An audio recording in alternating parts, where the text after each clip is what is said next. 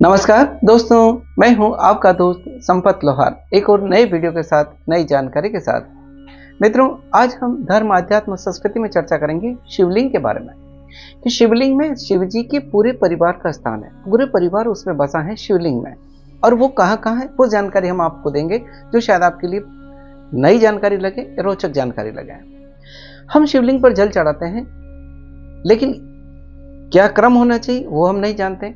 किस क्रम में हमको जल चढ़ाना चाहिए, किस तरह से जल चढ़ाना चाहिए, इसके लिए हमने पूरा एक अलग से वीडियो बनाया। आप जरूर देखें कि शिवलिंग पर जल चढ़ाने की सही तरीका क्या हो सकता है।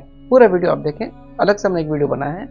आज हम बताएंगे शिवलिंग में जो शिव जी के सदस्य हैं, परिवार के सदस्य हैं, शिव परिवार हैं, वो कहाँ पर स्थित है, उनका स्थान कहाँ कहाँ होता है।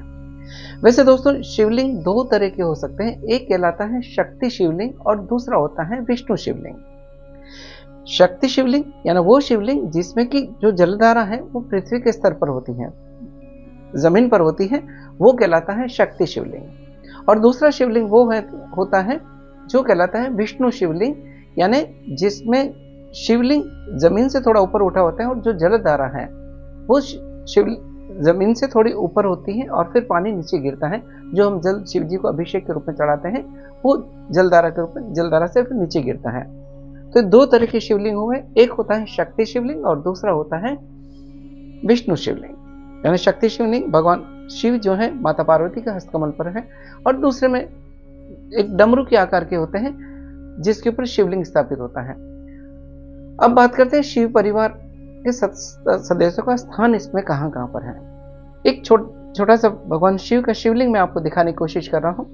ये शिवलिंग है, और शिवलिंग हम जब देखते हैं कि ये हमेशा शिवलिंग की जो ये जलधारा है वो उसका मुंह उत्तर दिशा की ओर होना चाहिए। जब भी हम घर में भी अगर पूजा करते हैं तो शिवलिंग में जो जलधारा का स्थान है वो उत्तर की ओर इसका स्थान होना चाहिए, उत्तर की दिशा में इनका मुख होना चाहिए जलधारा का। और जब हम पूजा करते हैं तो हमें इस दिशा में बैठना चाहिए कि हमारा मुंह उत्तर दिशा की ओर रहे।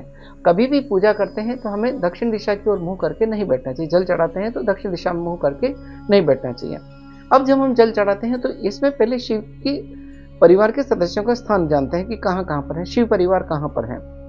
जब हम उत्तर दिशा की ओर मुंह करके बैठेंगे तो दाहिनी ओर यहां पर भगवान गणेश का स्थान है, जहां पर हम जल चढ़ाते हैं, पुष्प चढ़ाते हैं, चंदन चढ़ाते हैं, लाल पुष्प चढ़ाते हैं, वो गणेश जी का स्थान है।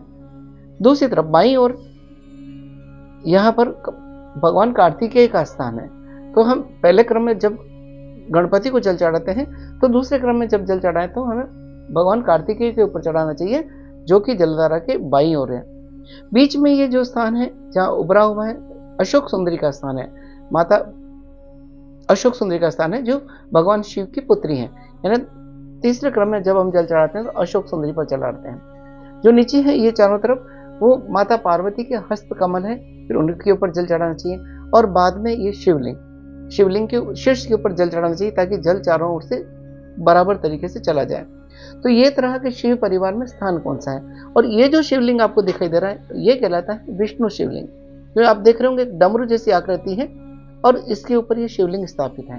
तो ये दो तरह के शिवलिंग हो सकते हैं, विष्णु शिवलिंग और एक जिसमें होता है कि ये जमीन के लेवल पर ही यह जलधारा बहती है, जलधारा का स्थान होता है, तो वो कहलाता है शक्ति शिवलिंग। तो ये रहा कि शिव परिवार का स्थान कहाँ है, शिव परिवार के सदस्य, ये पूरा शिव परिवार है। और ये जो शिवलिंग है हमें कई संदेश भी देता है। एक संदेश ये देता है कि सारा परिवार एक साथ है, यानी भगवान शिव, माता पार्वती, गणेश, कार्तिकेय जी, अशोक सुंदरी, यानी सभी साथ हैं। तो हमें भी एक संदेश मिलता है कि हमें परिवार में सबको एक साथ रहने कहना चाहिए। दूसरी बात, जहां माता पार्वती शक्ति का प्रतीक है, शिव कल्याण के प्रतीक, यानी शिव और शक्ति दोनों में एक सामंजस्य को दर्शाता है। तो हमें भी अपने पारिवारिक जीवन में भी शक्ति और जिस तरह से शक्ति और शिव एक साथ हैं, उसी तरह से हमें भी अपने सामाजिक संतुलन, पारिवारिक संतुलन भी बनाना चाहिए। ये भी एक शिक्षा इसके साथ में मिलती है। तो ये तो रहा कि शिव परिवार के जो सदस्य हैं उनका स्थान कहाँ है। जो भगवान शिव के गले में नाग है वो वासुकी नाग कहलाता है। और भगवान शिव के सामने हमने देखा होगा मंदिरों में हमेशा नंदी बैठे रहते हैं, जिनका मुंह हमेशा उत्तर की ओर शिव जी की ओर होता है, वो नंदी उनके शिव के मुख्य गणों में। तो ये जानकारी हमने छोटा सा देने का प्रयास। और ये जो शिवलिंग है ये कहलाएगा विष्णु शिवलिंग, क्योंकि इसकी आकार डमरू जैसा आकार दिख रहा है आपको, इसलिए इसको विष्णु शिवलिंग कहते हैं। दोस्तों, हमने एक जानकारी संकलित करी, आपके बीच में साझा करने का प्रयास किया। अगर आपको लगता है कि ये जानकारी नई थी और रोचक थी तो इस वीडियो को जरूर लाइक करें। हमारा एक छोटा सा प्रयास रहता है कि हम अपनी परंपराओं से जुड़े, जो ऋषि परंपरा है, जो सदियों से चली आ रही, लेकिन उन परंपराओं से आज हम विमुख होते जा रहे हैं। यह बहुत सी बार हम पूजा तो करते हैं लेकिन सही विधि नहीं जानते हैं। तो हमारे चैनल से जुड़े रहें ताकि आपके पास में हमारे नए नए वीडियो शीघ्रता से और सबसे पहले पहुंच सके। और चैनल को अगर सब्सक्राइब नहीं किया है तो आज ही सब्सक्राइब कर दें। इसी के साथ आपके दोस्त संपत लोहार को इजाजत दीजिए। जय हिंद, जय भारत, जय भोलेनाथ।